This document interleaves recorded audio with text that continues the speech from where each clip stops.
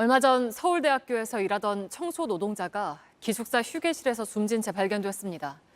과로는 물론 직원들의 모욕적인 갑질에 시달렸던 정황이 드러났습니다. 청소와는 아무런 관련이 없는 시험을 보게 하면서 건물 이름을 한자로 써보라고도 했습니다. 이자연 기자입니다. 서울대 청소노동자로 1년 반을 일해온 59살 이모 씨는 매일 쓸고 닦던 기숙사 건물에서 세상을 떠났습니다.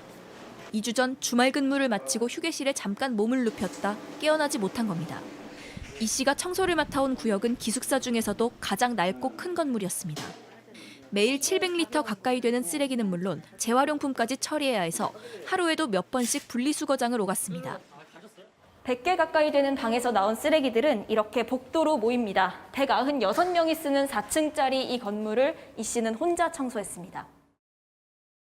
또 워낙 오래된 건물이다 보니까 아무래도 청소를 해도 이렇게 표시도 안 나는 상황이었다고 그래요. 지난달 새로운 학교 소속 관리자의 갑질도 이 씨를 더 힘들게 했습니다. 일주일에 한 번 회의를 소집하더니 어느 날은 예고 없이 시험을 보기도 했습니다.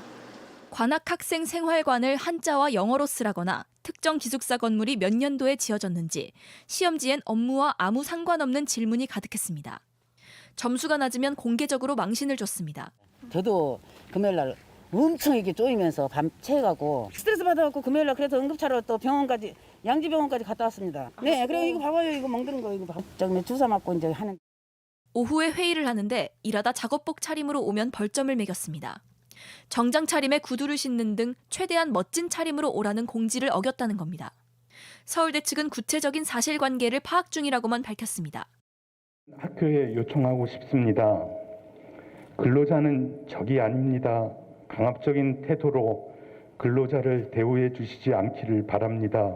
근로를 하러 왔지 죽으러 출근하지 않았습니다. 유족과 서울대 청소노동자 노조는 학교의 진상규명을 위한 공동조사단을 요청하고 이 씨에 대한 산재 신청을 할 예정입니다.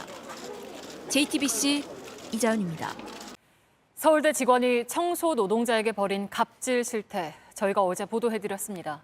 그런데 건물 이름을 한자로 적어보라는 황당한 시험뿐만이 아니었습니다.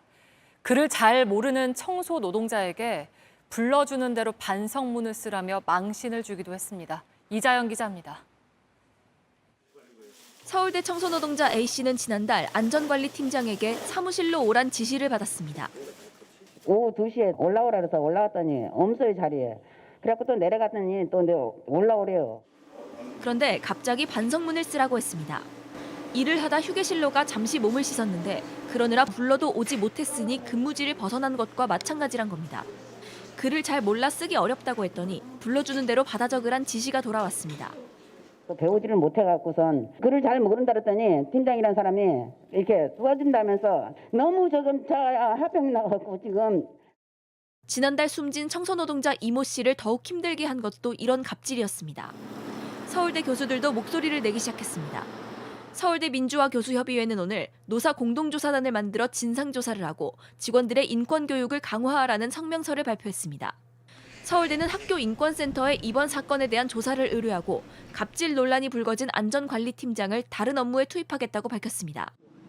JTBC 이자연입니다.